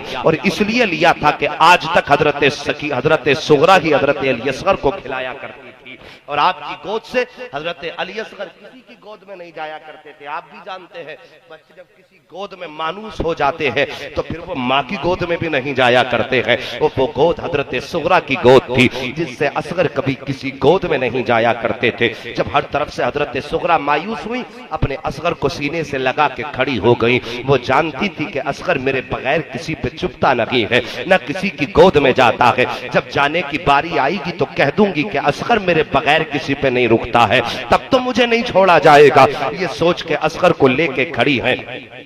आका हुसैन फरमाते शहरबानो जरा असगर को ले लो। हजरत शहरबानो आगे आई, असगर को इशारा किया, असगर माँ की गोद में आ गए। जब हजरत असगर माँ की गोद में आए हैं, हजरत सुगरा ने असगर का चेहरा देखा, देख करके रोने लग जाती है। कुछ ख्याल आया, रोने लग गई। उसके बाद बाप का दामन थाम के कहा, अब्बा जी इतना तो बताइए तेरी बेटी का कसूर क्या है, आखिर खता क्या है जिसकी बुनियाद पर अपनी बीमार बेटी को छोड़ के जा रहे हो। ए सुनो, बाप के दिल में भी कुछ दर्द होता है। बेटी बेटी हुआ करती है, बाप को बड़ा एहसास बेटी का होता है। अगर बाप परदेश जाता है तो रात को तन्हाइयों में जागकर घर पर पहरा बेटी दिया करती है। अगर देर तक बाप घर वापस न आए तो जाग करके बाप का रास्ता बेटियां देखा करती है। अगर बाप परदेश चला जाता है तो आपकी 5 साल की बेटी फोन लगा के कहती है, अब्बा आजा तेरे बगैर दिल नहीं लगता है। तब बाप का कलेजा फट जाया करता है। अगर बाप परदेश जाने के लिए तैयार हो जाए, आपकी छोटी बेटी उंगली पकड़ के अगर आपसे पूछे अब्बा कब आओगे, तब आपका कलेजा फट जाता है। जबकि आप वापस जाने के लिए जा रहे हो, वापस पलट के आने के लिए जा रहे हो, लेकिन मेरा हुसैन तो हमेशा के लिए घर छोड़ रहा है। हुसैन जानते हैं आज के बाद न हुसैन सुगरा को देख पाएंगे, न सुगरा हुसैन को देख पाएगी। फिर जरा सोच हुसैन के जिगर पे क्या गुजरती होगी। हजरत सुगरा ने बाप का हाथ पकड़ के कहा था, अब्बा इतना तो बताइए, आज मेरी तबीयत खराब होती है, रात को पानी की जरूरत पड़ती है तो कभी अकबर पानी पिला देते हैं, कभी कासिम पानी पिला देते हैं। दवा की जरूरत होती है तो कभी आप आ जाते हो, कभी शहरबानो आ जाती है, कभी उम्मे रुबाब आ जाती है। ए अब्बा जी, जब कोई घर में नहीं होगा, तेरी बेटी को दवा की जरूरत पड़ेगी तो दवा कौन खिलाएगा, पानी की जरूरत पड़ेगी तो पानी कौन पिलाएगा, तन्हाई में डरेगी तेरी बेटी तो सहारा देने कौन आएगा। अब्बा जरा इतना तो बताइए, छोड़कर क्यों जा रहे हो। आका हुसैन की आंख में आंसू आए, फरमाया मेरी शहजादी तुझे कैसे बताऊं, तेरी तबीयत खराब है, सफर लंबा है, सवारियां थोड़ी है। जैसे इतना कहा था, हुसैन की शहजादी बाप का दामन पकड़ के कहती है, अब्बा सवारियां थोड़ी है तो मेरी भी बात सुन लीजिए, तेरी बेटी पैदल चलती रहेगी, सवारी का सवाल नहीं करेगी, अपने दर्द को अपने आप बर्दाश्त कर लेगी। बाप तेरी बेटी हूं शिकवा नहीं करूंगी। ए अब्बा, बेटी समझ के नहीं लेके जाते, मत लेके जाओ, खुदारा अपनी नौकरानी समझ के ले चलो। तेरे असगर को झूला झूलाती रहूंगी, जरूरत पड़ेगी वुजू के लिए पानी भर के दे दिया करूंगी, अगर जरूरत पड़ेगी तो नमाज के लिए मुसल्ला बिछा दिया करूंगी। मेरे हुसैन ने फरमाया बेटी सब्र करो, मैं वादा करके जाता हूँ जब कुछ दिन गुजर जाएंगे, 7 तारीख आएगी तो बेटी तुझे अकबर लेने के लिए आ जाएगा, तुझे अकबर लेने के लिए आ जाएगा। हजरत सैयदा सुगरा ने जैसे इतना सुना है, दिल टूट जाता है, पीछे हट जाती है। आओ तारीख का एक और जर्रीन वाकया आपको सुनाता चलूं। रौज़तुश शुहदा के अंदर भी ये रिवायत मौजूद है और एक मक्तल वाला किताब लिखी गई, उसके अंदर भी ये रिवायत मौजूद है। पढ़ा करो रिवायतें उठा करके, हुसैन की शहादत पे सबूत मांगते हो, दर्दे खाने के लिए सबूत की जरूरत नहीं पड़ती, बिरयानियां खाने के लिए जरूरत नहीं पड़ती है, जरूरत पड़ती है जिक्र हुसैन पे आके सबूत मांगा करते हो। अबे सुन, तेरे लिए सबसे बड़ा सबूत यह है, तुझे मानने के लिए दलील चाहिए, हमें हुसैन को मानने के लिए कोई दलील नहीं चाहिए। तू दलील से मानता है, हम बिना दलील के मानते हैं। मानने के लिए इतना ही काफी है, उनका पापा अली है और हुसैन का नाना नबी है, इससे बड़ा ना कोई सबूत हो सकता है, ना इससे बड़ी दलील हो सकती है। नारे तकबीर, नारे रिसालत, नारे गौसियत, मसलक आला हजरत, जिक्र शहीद आजम, जिक्र शहीद आजम, नारे तकबीर। चलें आगे, तो आगे चलने की एक चाबी है, सारे बोलो या हुसैन। सुभान अल्लाह। मैं जो बात अर्ज कर रहा था, जरा दिल से सुनना बेटियों वालों, गौर से सुनना। यकीनन ये बात यहां नहीं यहां लगेगी। एहसास करबला तुझे हो जाएगा उस दिन, तन्हा किसी अजीज की मैयत उठा के देख। करबला है क्या कभी जवान बाप की बेटे की बाप तन्हा लाश उठाए ना। एहसास करबला तुझे हो जाएगा उस दिन, तन्हा किसी अजीज की मैयत उठा के देख। करबला है क्या कभी जवान बाप की बेटे की बाप तन्हा लाश उठाए ना, तब पता चलेगा तब एहसास होगा करबला का दर्द क्या है। जब सारी हुज्जतें हजरत सुगरा कर चुकी तो बच्चियों की आदत होती है, इमाम साहब, बच्चियों की आदत होती है कि अपनी बात मनवाने के लिए बड़ी बड़ी कस्में दिया करती है। तवज्जो है, बड़ी बड़ी कस्में दिया करती हैं कि बात मान ली जाए, ये शर्त लगा दूं तो मान ली जाएगी, ये शर्त लगा दूं तो मान ली जाएगी। जब कोई बात नहीं मानी गई तब हुसैन की बेटी ने एक शर्त लगाई थी। कहा अम्मी फिजा, कहा हाँ बेटी। कहा जा तो रहे हो, कहा हाँ जा रहे हैं। कहा जरा एक कागज ले लो, एक कलम ले लो। कहा बेटी क्या करना है? कहा अम्मी मेरी वसीयत नोट कर ली जाए, तवज्जो मेरी तरफ करना। अब मैं खून जिगर पेश करने लगा हूं, मेरा पसीना देख रहे हो, ये पसीना आपकी मोहब्बत में निकल रहा है ताकि मैं आपको आका हुसैन का जिक्र सुना के चला जाऊं, ताकि मुहर्रम की 10 तारीख तक कोई ये ना समझे हुसैन मुहर्रम के 10 दिनों का है। नहीं, पूरा महीना हुसैन का है, पूरा साल हुसैन का है, 365 दिन हुसैन के हैं और 365 दिन का हर घंटा हुसैन का है और हर घंटे का हर मिनट हुसैन का है, हर मिनट का हर सेकंड हुसैन का है। मैं तो कहता हूं सारे रोजे हुसैन के हैं, सारी इबादतें हुसैन की है, सारे सजदे हुसैन। वो ये ना समझे 10 दिन के लिए है हुसैन, हर सेकंड के लिए है हुसैन, हर मिनट के लिए है हुसैन।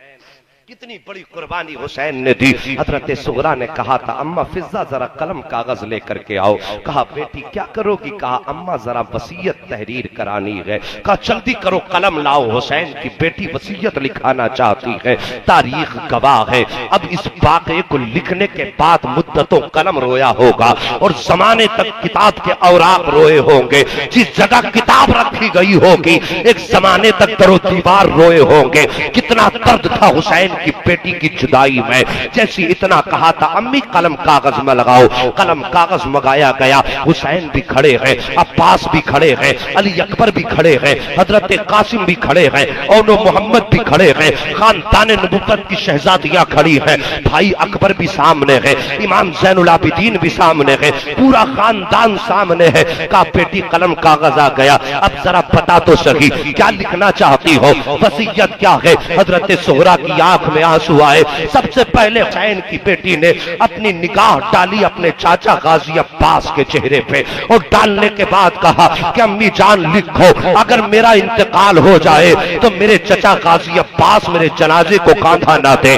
जैसे इतना सुनना था उम्मे हजरत फिजा की चीख निकल जाती है, कहती बेटी इतना तो बता दे तेरे चाचा गाजी का कसूर क्या है, वो क्यों तेरे जनाजे में ना आए? हजरत फिजा हजरत सुगरा रो के कहती है अम्मी जान अगर मेरे चचा अब्बास ने मेरा नाम जाने वालों में लिख दिया होता तो तन्हा मदीने में सुगरा को न छोड़ा जाता। कहा बेटी जरा और बता। कहा अम्मी जान दूसरी निगाह उठी है, हजरत अली अकबर के चेहरे पे जाके गिर जाती है। हजरत सुगरा कहती है ए अम्मी जान लिखो, अगर मेरा इंतकाल हो जाए तो दूसरा मेरा अकबर मेरे जनाजे को कांधा ना दे। जैसे इतना सुना है हजरत फिजा के हाथ कांप जाते हैं। कहा बेटी इतना तो बता दे अकबर का कसूर क्या है? कहा अगर अकबर कह देते तो बाबा छोड़ के ना जाते। फिर तीसरे की बारी आई। कहा बेटी वो तीसरा कौन है जो तेरे जनाजे में शामिल ना हो? कहा मेरी अम्मी मेरे कासिम से कह देना अगर मेरा इंतकाल हो जाए तो मेरे जनाजे को कांधा ना दे। कहा बेटी कासिम का कसूर क्या है? कहा अम्मी इनका कसूर ये है कि अगर ये इल्तिजा कर देते तो अब्बास जाने वालों में मेरा नाम लिख देते। कहा बेटी अब वो बता दे वो चौथा कौन है जो तेरे जनाजे में ना आए? हजरत सुगरा ने और रोने के बाद अपनी निगाह डाली। हजरत चलते चलते अली असगर के पास पहुंच जाती है और अपने असगर का माथा चूम के कहती है अम्मी अगर मेरा असगर बड़ा हो जाए तो इससे कह देना अगर मेरा इंतकाल हो जाए तो मेरा असगर मेरे जनाजे में शामिल नहीं होना चाहिए। कहा बेटी इतना बता दे अकबर की खता समझ में आ गई, अब्बास का कसूर समझ में आ गया, कासिम की गलती समझ में आ गई, लेकिन इतना तो बता दे इस जयमा के असगर का कसूर क्या है, असगर की खता क्या है। हजरत सुगरा ने रो के कहा था, आज तक असगर मेरे सीने से लगता रहा, अगर ये मेरे सीने से लगा रहता तो आज इसके बहाने से जाना मिल जाता, लेकिन आज असगर ने भी दामन उड़ा लिया है, इसलिए मैं अपने असगर से भी नाराज हूं। जब ये बात कही गई है, कहा बेटी वो बात जो तेरे जनाजे में नहीं आना, तारीख गवाह है। सैयद साहब तवज्जो चाहिए, तारीख गवाह है। हजरत सुगरा ने जैसी सुना कि पांचवा कौन है जो तेरे जनाजे में शामिल नहीं होना चाहिए, हुसैन की बेटी ने अपने दुपट्टे का आंचल अपने चेहरे पे डाला और डालने के बाद कहती अम्मा फिजा, पांच में मेरे बाप हुसैन से कह देना अगर मेरा इंतकाल हो जाए तो बेटी के जनाजे को कांधा ना दे। जैसे इतना सुना था आका हुसैन की चीख निकल जाती है। मेरे हुसैन ने इरशाद फरमाया, बाजू फैलाए फरमाते हैं, ए सुगरा हो सकता कि अकबर तेरे जनाजे में आ जाए, ये भी हो सकता कि कासिम तेरे जनाजे में आ जाए, ये भी हो सकता कि अब्बास तेरे जनाजे में आ जाए, ये भी हो सकता है कि मेरी बेटी पूरा खानदान तेरे जनाजे में आ जाए, ये भी हो सकता है असगर तेरे जनाजे में आ जाए। लेकिन सुन, आज के बाद तेरा बाप तुझे नजर नहीं आएगा। मैं वादा करता हूं सब आ सकते हैं, लेकिन तेरा हुसैन तेरे जनाजे में नहीं आएगा। जैसी इतना सुना था, बेटी बेटी हुआ करती है, तोड़ करके बाप के कदमों से लिपट के रो के कहती है, अब्बा तकलीफ देना मकसद ना था, आपको रुलाना मकसद ना था, मैं तो मनाना चाहती थी। अब्बा तुझे नाराज करके ठिकाना कहां मिलेगा, बेटियों के बाप के अलावा सहारा कौन होता है। ए अब्बा नाराज ना हो। आका हुसैन फरमाते हैं, ए बेटी मैं नाराज नहीं हूं, कभी बाप बेटियों से नाराज नहीं हुआ करता है। का बाबा फिर इनकार किस लिए। आका हुसैन ने शहजादी को उठाया, पेशानी चूम के फरमाया, ए बेटी याद है मुझे वो वक्त, एक दिन मुस्तफा की आगोश में बैठा था, मेरे नाना ने कहा था हुसैन दीन चलते चलते करबला के मैदान तक पहुंचेगा, दीन का दरख्त जब हरा भरा होगा एक यजीद जैसा जानवर कीड़ा पैदा होगा जो दीन के दरख्त को सुखाने की कोशिश करेगा। हुसैन उस वक्त दीन की आबियारी के लिए सबसे बेहतर खून की जरूरत पड़ेगी, और हुसैन उस दौर में दुनिया में तुझसे बेहतर खून किसी का नहीं हो सकता है। ए हुसैन सब कुछ कुर्बान कर देना, मेरी उम्मत भी बचा लेना, मेरा दीन भी बचा लेना है। जैसे इतना कहा था, आप फरमाते हैं, ए सुगरा खामोश हो जा, तुझे यहां सब्र करके दिखाना है और तेरे हुसैन को करबला में सब्र करके दिखाना। कत्ले हुसैन असल में मरगे यजीद है, इस्लाम जिंदा होता है हर करबला के बाद। आका हुसैन ने फरमाया, बेटी तुम खातून जन्नत की शहजादियां हो, तुम्हें भी सब्र करना है, हमें भी सब्र करना है, सब्र का दामन न छूटेगा। ठीक है बाबा जी का जा तो रहे वो बाबा, अपनी बेटी को थोड़ा वक्त देंगे। आका हुसैन जानते थे कि आज के बाद सुगरा हुसैन का चेहरा नहीं देखेगी। फरमाया, बेटी वक्त जितना चाहे ले लेगा, बाबा तेरा ज्यादा वक्त नहीं लेना, तुझे नाना का दीन भी बचाना है, नाना की उम्मत भी बचानी है।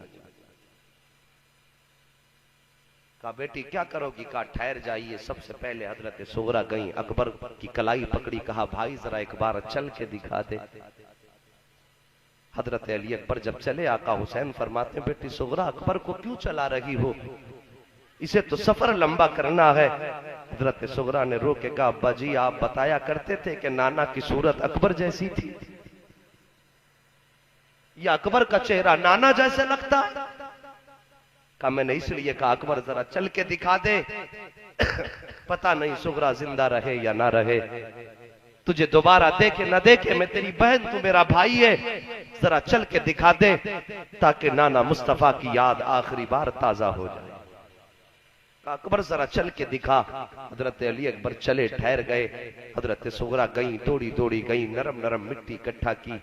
ओ बहनों का प्यार देखो, बेटियों को रुलाया न करो, बेटियों का दिल न दुखाया करो, ये तुम्हारी जायदाद की भूखी नहीं होती है, ये तुम्हारे चेहरे की भूखी होती है। आज कितनी बहनें, कितनी बेटियां बाप के मरने के बाद बाप के मकान का दरवाजा भूल जाती हैं। मैं पूछना चाहता हूं आखिर कसूर क्या है उन बेटियों का जिनके रास्ते मैके पे बंद कर दिए जाते हैं। खता क्या है उन बेटियों की जिनको ईद त्योहार में भी पूछा नहीं जाता है? कौन सा जुर्म है उन बेटियों का? तुम ईद के दिन नए कपड़े पहन के 2 रकात नमाज पढ़ के मेलों में चले जाते हो कि ईद का हक मेले में अदा होगा। वो जवान तेरी तो ईद हो गई, तूने एक जोड़ी कपड़े पहन लिए, 2 रकात नमाज पढ़ ली, मेले में चला गया, तेरी ईद हो गई। लेकिन क्या तूने उस बहन के बारे में सोचा कि जिसकी चौखट पे सलाम करने वाले सब आ रहे हैं, सब नए कपड़े पहन के आ रहे हैं, सबकी ईद हो गई है, लेकिन उस बहन की ईद नहीं हुई है। इजाजत तो थोड़ी तबलीग भी करता चलूं आका हुसैन की बेटी के सदके में, ताकि अल्लाह हमें बहन बेटियों की इज्जत करने की तौफीक अता फरमा दे। तुम तो नए कपड़े पहन के ईदगाह से निकल के मेलों में चले जाते हो। चलो बरेली चलो, फन सिटी चलो, फिनिक्स मॉल चलो, अमरपाली चलो, बिग बाजार चलो, चलो चलो, तुम सब में चले जाते हो, तुम्हारी ईद हो जाती है। लेकिन तुम जानते हो तुम्हारी ईद हो जाती है, लेकिन तुम्हारी बहनें, तुम्हारी बेटियां दरवाजे पे अपनी नजरें गाड़ के बैठी रहती हैं। उन बहनों की ईद तब होती है जब भाई सलाम करने आता है। दुनिया चांद आसमान पे देखती है, लेकिन बेटियां चांद रास्ते पे तकती रहती है कि मेरा चांद आसमान पे नहीं, मेरा चांद तो मेरी चौखट से निकला करता है। कसूर क्या है इन बेटियों का? क्यों रुलाते हो इनको? इनके एहसान को तुमने समझा नहीं, इनकी जिम्मेदारियों को तुमने जाना नहीं। जब से पैदा होती है, जवान हो जाती हैं, पूरी जिंदगी तेरी नौकरानी बन के काम करती रहती है, कभी उजरत नहीं मांगी।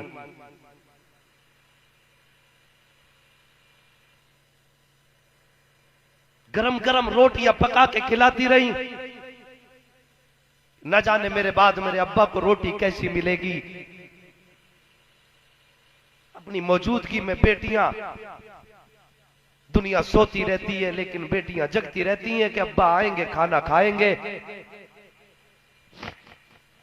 अगर मैं सो गई तो अब्बा को रोटी बना के कौन खिलाएगा? मेरे जरा सी नींद की वजह से मेरे बाप को ठंडी रोटी खानी पड़ेगी। ये बेटियां सोती नहीं। यकीन ना हो तो कभी अंदाजा करके देख लेना, जब आप बाहर से वापस आते हो आपकी बीवी सो जाती है, आपके बेटे जागते रहते हैं, लेकिन बेटी बैठी रहती है। कहीं ऐसा ना हो अब्बा दरवाजे पे कुंजी खटखटाएं और किसी की आंख ना खुले, अब्बा देर तक खड़े ना रह जाएं। ये कसूर है इन बेटियों का। पूरी जिंदगी नौकरानी बन के घर में झाड़ू लगाती रही, कभी तुझसे कमरे का हक नहीं मांगा इन्होंने। कभी ये नहीं कहा भैया मैंने पूरी जिंदगी नौकरी की है, कमरा मुझे दे दे। कोई चीज टूट जाती है तो मिस्त्री बन के खुद जोड़ लेती हैं। और बाप से प्यार का आलम यह है कि अगर बेटे के जूते नहीं आए तो यही बेटा बचपन में बाप के सर पे जूता लेके खड़ा होता है कि फलाने नए जूते लिए हैं, मैं पुराने जूते कैसे पहनूं। मगर कभी कभी बाप अगर गरीब होता है और बाप बेटी से कहता बेटी दुनिया ने कपड़े बना लिए तू भी बना ले, तो बेटी बाप के सामने मुस्कुरा के कहती है अब्बा अभी तो कुछ दिन पहले कपड़े बनाए थे, परहेज कर लूंगी नए हो जाएंगे। वो जानती है मेरे बाप का पैसा बड़ी खून पसीने की कमाई का है, बड़े धक्के खा के मेरा बाप पैसा लाया है। वो जवानों ये बहनें रुलाने के लिए नहीं होती हैं, इनका दिल ना दुखाया करो। कितना है मकानों में ऐसा होता है। और मेरी बहनों मेरी बेटियों, आज तुम किसी घर की बेटी हो, कल बहू बनोगी। मेरी बात दिल पे लिख के लेके जाना, कभी अपनी नंद के साथ गलत सलूक मत करना। होता क्या है, इजाजत हो तो थोड़ी सी बात समझा दो। होता क्या है, बाप के इंतकाल के बाद फिर बेटियों को ऐसा लावारिस कर दिया जाता है जैसे इनका कोई हक ही नहीं है। बेटियां आती है दरवाजे पे तो कभी भाभी दरवाजे से धक्का देके निकाल देती है, जा तेरा किस घर में रह क्या गया है। बहनें गर्दन झुका के चली जाती हैं, कभी किसी पड़ोसी से शिकायत नहीं करती, कहीं मेरे भैये की रुसवाई ना हो जाए, मेरे भाई की बेइज्जती ना हो जाए। कभी ऐसा होता है बहनें आती हैं तो भाभियां कहती हैं कि घर में ज्यादा ना आया कर, तेरे आने से घर का सुख चैन खत्म हो जाता है। तो बहन की आंख में आंसू आ जाते हैं, उसे बाप की मोहब्बत याद आती है। तब वो रो के कहती, भैया वाह कितना फर्क है तेरे प्यार में मेरे बाप के प्यार में। कल जब मैं 8 दिन तक घर नहीं आती थी, मेरा बाप चल के खुद मेरी ससुराल आके कहता था, बेटी 8 दिन हो गए तेरा चेहरा नहीं देखा, घर में अच्छा नहीं लग रहा था, बेटी तुझे देखने चला आया। कहा आज एक तू है, महीने के बाद आई हूँ। तो कहता है घर का सुख चैन चला जाता है, तू आती है तो घर का खाना खराब हो जाता है। बहनें बड़ी खुददार होती हैं, लड़के नहीं जाती, कह के जाती हैं भैया अगर मेरे आने से तेरा सुख चैन जाता है तो ले तेरी बहन वादा करती है आज के बाद तेरी दहलीज पे कदम नहीं रखेगी। मैं तेरे घर में दौलत मांगने नहीं आती थी, मैं तेरे घर में जायदाद का हिस्सा मांगने नहीं आती थी, मैं तेरे घर में तेरे हिस्से का खाना मांगने नहीं आती थी। मैं तो जब इसलिए आती थी, जब याद आती थी बाबा की, तो मैं चाहती थी अपने बाप का बिस्तर देख के आ जाऊं, उनकी याद ताजा हो जाएगी, उनका कमरा देख लूंगी, याद ताजा हो जाएगी, उनकी चारपाई देख लूंगी, याद ताजा हो जाएगी। मैं तेरी दौलत के लिए नहीं आती थी, मैं तो बाप की मोहब्बत में आया करती थी। अगर तुझे लगता है मेरे आने से तेरे घर का सुख चैन जाता है तो मेरे बाप सुन, मेरे भाई सुन, आज के बाद तेरी बहन तेरी दहलीज में नहीं आएगी। अगर कभी याद आया करेगी तो 2 कदम इधर के बजाय कब्रिस्तान उठा के चली जाया करेगी, बाप की कब्र का दीदार भी हो जाया करेगा और बेटी जन्नत की हकदार भी हो जाया करेगा। बेटियों से प्यार किया करो, इन्हें रुलाया ना करो, वक्त बहुत हो गया है, वरना ये कौम का अलमिया है, एक दर्द है जो मैं आपको सुनाता। वक्त था मगर बस मैं बहुत जल्द अपने मौजू को समेटना चाहता हूँ। मैं बताना चाहता हूँ साहिबों बेटी का प्यार कितना है। मैं बताना चाहता हूँ भाइयों बहनों की कदर किया करो, इनसे लड़ा ना करो। ये चंद दिन की मेहमान है तुम्हारे घर में, कभी उन भाइयों से पूछो जिनके हाथ में बहन का प्यार नहीं होता है, वो जानते हैं बहन की कदर क्या होती है। आज तुम्हारे घर में बेटी पैदा हुई, सारी जिंदगी नौकरी करके चली गई, तुमने कदर न जानी बहन क्या होती है। हुसैन की बेटी ने नरम नरम मिट्टी उठाई, लाके पूरी चौखट पे फैला दी और उसके बाद अकबर का हाथ पकड़ के कहा, अकबर जब गुजर के जाए ना इस मिट्टी पे पैर रख के चले जाना। कासिम से कहा, कासिम जब जाओ इस मिट्टी पे पैर रख के चले जाना।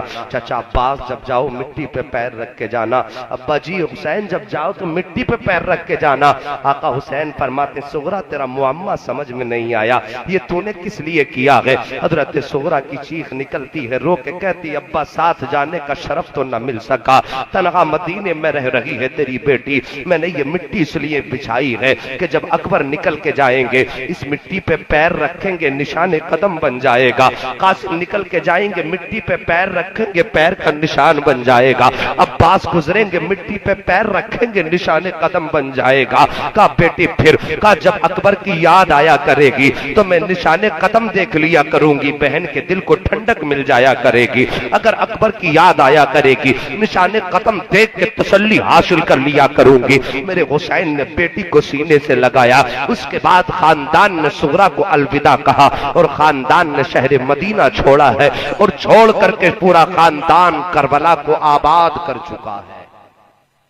दास्तान तो बहुत लंबी है करबला आबाद की, मैं कैसे बताऊं हुसैन की सकीना की प्यास कैसी थी, इतने कम वक्त में कैसे बता दूं असगर की प्यास कैसी थी। मेरे भाइयों ने अराकीन कमेटी ने मुझसे कहा पूरा जिक्र करबला का सुनाना है। मैं कहता हूं नसीम भाई पूरे जिक्र के लिए तो 1 रातें नहीं 30 रातें कम पड़ जाती हैं, पूरे जिक्र के लिए 30 रातें कम पड़ जाती हैं। मैं माजरत के साथ कहता हूं इंशाअल्लाह अगर कभी वक्त मिलेगा तो मैं शहादत का जिक्र बयान करूंगा, लेकिन मैं एक इल्तिजा पहले करके जाना चाहता हूं। अगर कभी वक्त दो तो ऐसे वक्त से देना कि आप खूब सुन सको, मैं खूब सुना सकूं, मैं खूब सुना सकूं, आप खूब सुन सको। मैं समझता हूं मेरे भाई कुछ लोग नींद में हैं लेकिन इश्क हुसैन उठने नहीं देता। बस मैं क्या बताऊं क्या सुनाऊं, पूरी करबला एक हिस्ट्री है। अभी तो करबला पहुंचे हैं तब 1 घंटा हुआ है और करबला में मुकम्मल तौर पे मैंने सफर भी आपको नहीं कराया है। लेकिन 1 घंटा हो चुका है, प्यास क्या है? आओ सिर्फ हजरते हजरते हजरते सकीना की प्यास बता दो, फिर बात खत्म कर लूंगा। मैं आपसे वादा करता हूँ, हजरत सकीना की प्यास सिर्फ मैं आपको बता दूं। आओ, कभी बेटियां आपकी प्यासी होती हैं तो आपकी बेटी एक दिन रोजा रखती है, तो आप शाम को जब वापस आते हो तो सोचते हो मेरी बेटी ने सुबह से कुछ नहीं खाया है, ये जूस भी ले लूं, वो जूस भी ले लूं, ये खाने का सामान, वो खाने का सामान। आपको अपनी बेटी इतनी प्यारी है, एक दिन में इतना ढेर लगाते हो उसके आगे, जबकि उसने रोजा रखा है, किसी ने पानी नहीं छीना है, उसने रोजा रखा है, किसी ने नहर फुरात पे कब्जा नहीं किया है। तुम्हारी बेटी ने पानी नहीं पिया है अल्लाह की रजा के लिए, उसे किसी ने मजबूर नहीं किया है। मगर सोच, हुसैन की बेटी तो 3 दिन की प्यासी थी, कितनी प्यास होगी हजरत हुसैन की बेटी हजरत सकीना के लबों पे। मगर मर्रिखीन ने जो लिखा है उसे सुनिए और समझ के बयान कीजिए। हजरत सकीना पहले दिन प्यासी रही, पानी नहीं मांगा, दूसरे दिन प्यासी रही, पानी नहीं मांगा। जब तीसरा दिन आया, हजरत सकीना ने हाथ में अपना प्याला उठाया। गौर से सुनना मेरी बात, मैं बिल्कुल चाहता हूं कि जो सुने, सुनने के तरीके से सुने।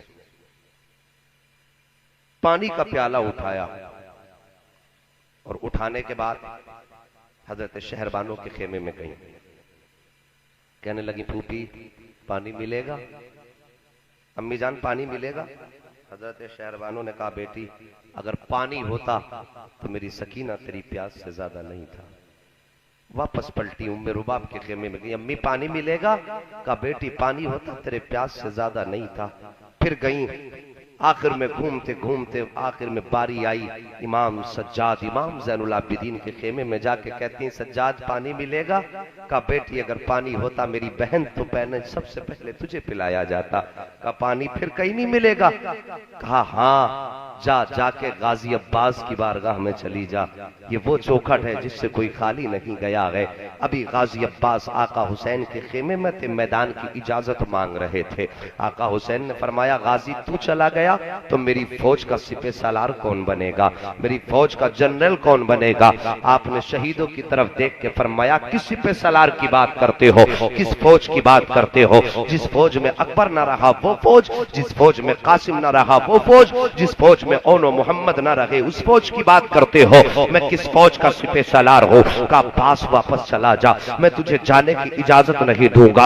आप फरमाते तू मेरा बाजू है, मैं तुझे कटने नहीं दूंगा। फरमाया तू मेरी कमर है, मैं तुझे टूटने नहीं दूंगा। आका अब्बास कहते हैं मुझे शर्म आती है, कहीं ऐसा ना हो कयामत में बाबा अली ने अगर पूछ लिया मेरे हुसैन के यजीदी खून के प्यासे थे, अब्बास तू खेमे में बैठा रह गया था, तो मैं आका अपने बाप को क्या जवाब दूंगा? का इजाजत दो। आका हुसैन को जला लाया, इरशाद फरमाया ए अब्बास तेरा मैं क्या लगता हूँ? गाजी अब्बास कहते मेरे आका लगते हो। तू कौन लगता है? का मैं तेरा नौकर लगता हूँ। का फिर आका का हुक्म है जा खेमे में वापस चला जा। गाजी अब्बास आए, दो जानो जमीन पे बैठ जाते हैं, आंख में आंसू भर के रो रहे हैं, गुंबदे खजरा के मकीन से इल्तिजा कर रहे हैं। आका क्या तेरे अब्बास को शहादत का जाम नहीं मिलेगा? क्या तेरा गाजी शहादत से महरूम रह जाएगा? अभी ये कह ही रहे थे कि इतने में पीछे से किसी के एक हाथ के रखने का एहसास हुआ, उसकी ठंडक दिल पे महसूस हुई।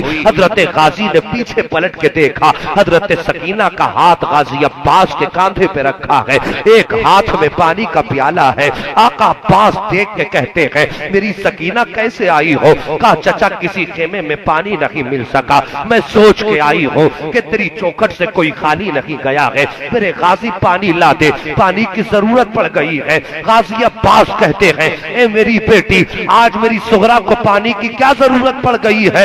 हजरत सुगरा ने रोके, हजरत सकीना ने कहा था ए बाजी चचा जान मुझे पानी की जरूरत नहीं है, अगर मुझे पानी मांगना होता तो पहले दिन मांग लेती, अगर प्यास बर्दाश्त ना होती तो दूसरे दिन मांग लेती, अगर फिर भी बर्दाश्त ना होती तो आज मांग लेती। मेरे गाजी मैं पानी अपने लिए लेने नहीं आई हूँ। का बेटी फिर किसके लिए? का आज से 3 दिन पहले जब मेरा असगर आया था तो लबों पे तबस्सुम भी था, बातें भी किया करता था, एक दिन प्यासा रहा लेकिन मुस्कुराता रहा, दूसरे दूसरे दिन प्यासा रहा, मेरा असगर मुस्कुराता रहा। लेकिन आज जब से सवेरा निकला है, असगर ने मुस्कुराना छोड़ दिया है। मुझे लगता है मेरा असगर नाराज हो गया है।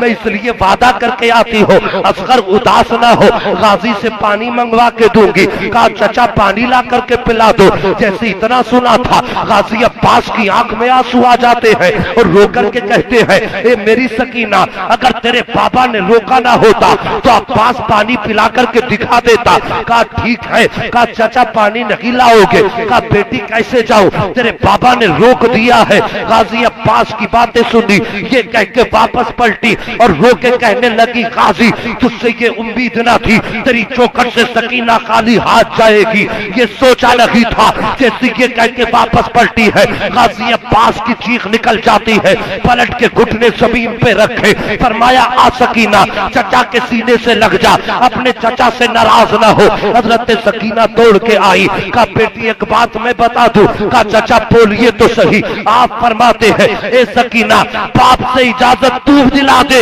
तेरे असगर को पानी तेरा अब्बास पिला के दिखा दे। अब शायद नींद आने लगे कि पानी तेरा अब्बास पिलाएगा। कहा ठीक है चचा, इजाजत मैं दिलवाऊंगी। एक काम करेंगे? कहा क्या? कहा मेरे सर पे जरा चादर डाल दो सही से। कहा क्यों? ताकि किसी यजीदी की नजर हुसैन की सकीना पे न पड़ जाए। अल्लाह अकबर, कितना पर्दा था हुसैन के घराने में, कितनी इज्जतदार बेटियां थी अली की। वो कहती हैं आका मेरे सर पे ऐसे चादर डाल दो ताकि किसी यजीदी का चेहरा नजर मेरे चेहरे पे न पड़ जाए। गाजी अब्बास ने अपनी 4.25 साल की सकीना को चादर जब उड़ाई, वो ओढ़ के बैठ गई। कहा चाचा आप चलो, हम पीछे से आ रहे गए। गाजी अब्बास डरते डरते गए, आका हुसैन के खेमे में पहुंचे। आका हुसैन ने देखा, गाजी फिर आ गए, घुटने जमीन पे रख के गाजी अब्बास बैठ गए।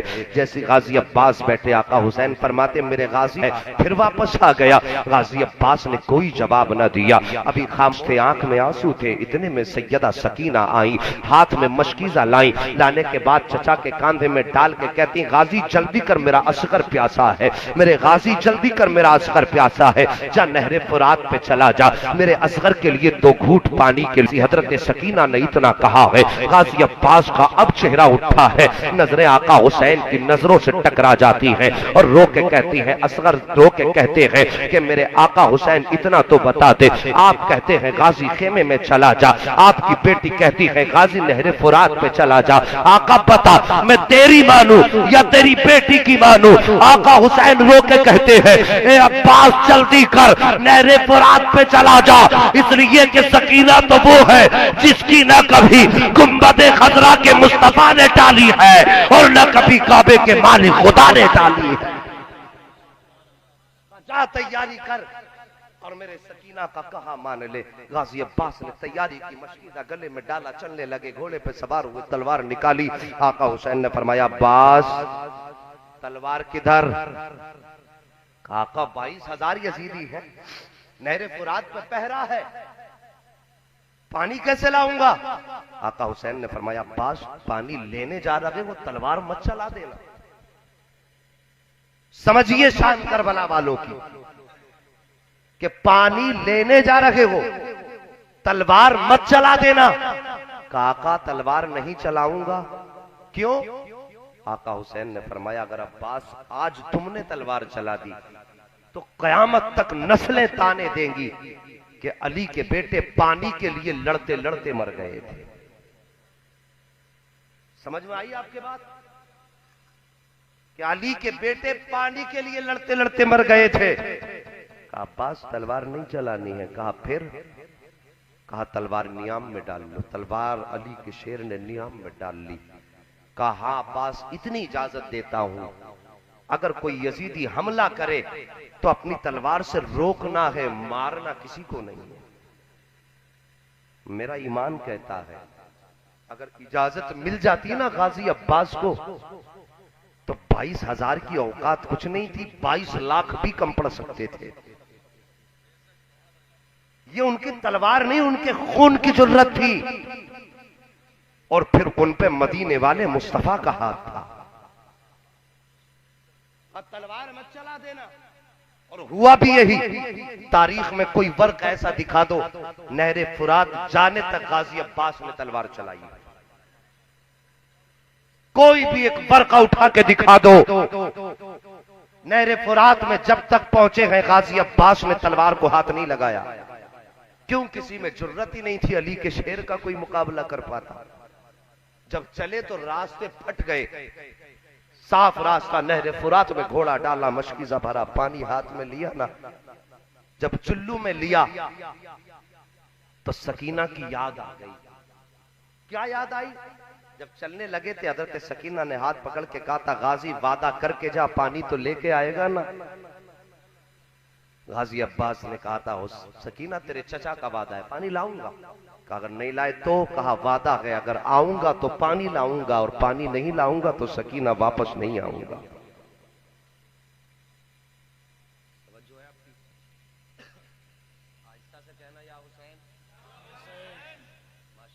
जोर से कह दो ना या हुसैन। अब जरा जितनी बार जितनी जोर से या हुसैन कहा है, एक नारा मैं लगाता हूं, सारे लोग उतनी जोर से बोलेंगे, नारे हैदरी। सुभान अल्लाह। का तलवार मत चलाना। गाजी अब्बास ने नहरे फुरात में घोड़ा डाला, मशकीजा भरा, मुसल्लू में पानी लिया, पीना चाहते थे, वापस पलटने का इरादा किया। जैसी पानी हाथ में आया, सकीना की प्यास याद आई, पानी छोड़ दिया, घोड़े से कहा तू पी ले। उसने कहा आका मैं हुसैनी हूँ, यजीदी नहीं हूँ। तेरा अकबर प्यासा रहे मैं पानी पी लूं, नहीं हो सकता। तेरा असगर प्यासा रहे मैं पानी पी लूं, नहीं हो सकता। आका अभी तो तेरे सकीना के हाथ का प्याला खाली है, पहले वो भरा जाएगा, उसके बाद हम पानी पिएंगे। गाजी अब्बास घोड़े पे सवार हुए, वापस चलने लगे। जब वापस चलने लगे, अब कोई यजीदी करवट से नहीं गुजर रहा है। जब अमर इब्ने साद ने देखा हुसैन के खेमे में पानी जा रहा है, उसने ऐलान किया जल्दी करो, आगे बढ़ो, अब्बास का पानी बचना नहीं चाहिए। यजीदी तलवारें लेके आगे बढ़े। जैसी तलवारें लेके यजीदी आगे बढ़े, आका अब्बास नहरे फुरात से थोड़ा आगे आ चुके हैं। जब आगे आ चुके, सामने हजरत सकीना हाथ में प्याला लेकर के खड़ी है, इशारा करके कहती है चचा जल्दी आ जा, चचा जल्दी आ जा। गाजी अब्बास ने हजरत सकीना का चेहरा देखा। हजरत सकीना असगर की तरफ रुक करके कह रही थी, असगर उदास ना हो, देख गाजी अब्बास पानी ला रहे हैं, कुछ ही लम्हों में पानी आ जाएगा, तेरी प्यास बुझाएगी। लेकिन सकीना को मालूम न था मशीयत कुछ और ही चाहती है। हुसैन वहां पर प्यास बुझाने नहीं गए थे, बल्कि मुस्तफा की उम्मत बचाने के लिए गए थे।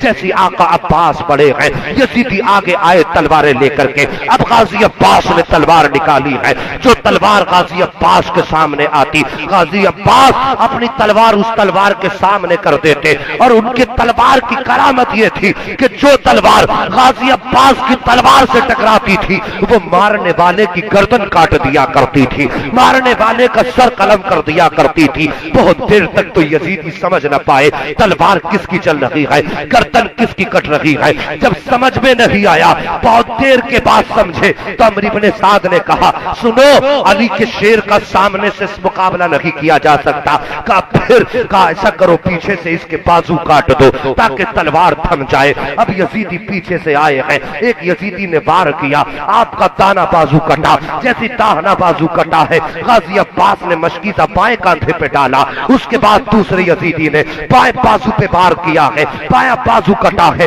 बड़ी मजबूती से गाजी अब्बास ने मशकीजों को दांतों में दबाया और दबाने के बाद सवारी को तेज दौड़ा देते हैं। जैसी सवारी तेज दौड़ रही है, हजरत सकीना कहती है चचा जल्दी आ जा, चचा जल्दी आ जा। गाजी अब्बास चाहते थे कि उड़ के सकीना के कदमों में पहुंच जाए, जाके मशकीज़े सकीना के कदमों में डाल दे। लेकिन अल्लाह अकबर, खानदान नबुव्वत का सब्र देखिए।